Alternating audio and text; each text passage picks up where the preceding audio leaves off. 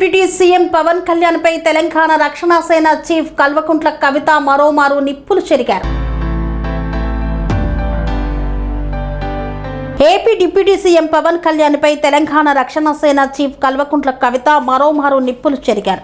హైదరాబాద్ మణికొండలో జనసేన కార్యాలయాన్ని పవన్ ప్రారంభించిన నేపథ్యంలో ఆయనపై తీవ్ర విమర్శలు చేశారు. అసలు తెలంగాణలో మీకేం పని అంటూ పవన్ను నిలదీశారు. సినిమాల ముసుగులో వచ్చి తెలంగాణను కబ్జా చేసేందుకు ప్రయత్నిస్తున్నారని ఆరోపించారు.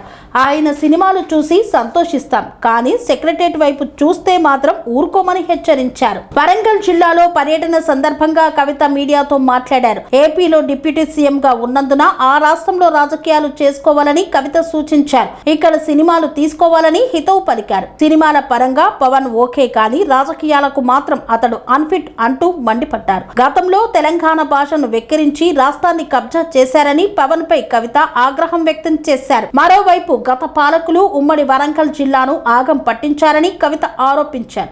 ఇక్కడ విద్య, వైద్యం, ఉద్యోగ కల్పనలో పూర్తిగా విఫలమయ్యారని మండిపడ్డారు. తెలంగాణ ఏర్పడిన తర్వాత ఒక్క విద్యా సంస్థ వరంగల్ కు రాలేదని కవిత గుర్తు చేశారు.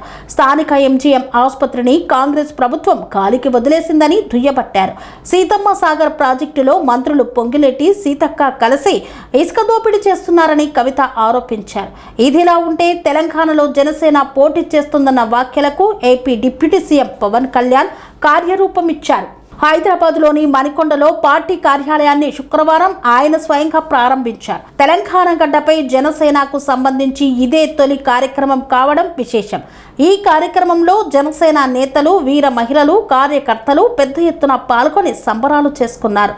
తెలంగాణలో జనసేన సత్తా ఏంటో చాటి చెప్పేందుకు ప్రతి ఒక్కరూ కృషి చేయాలని నేతలు, కార్యకర్తలకు పవన్ కళ్యాణ్ దిశానిర్దేశం చేశారు.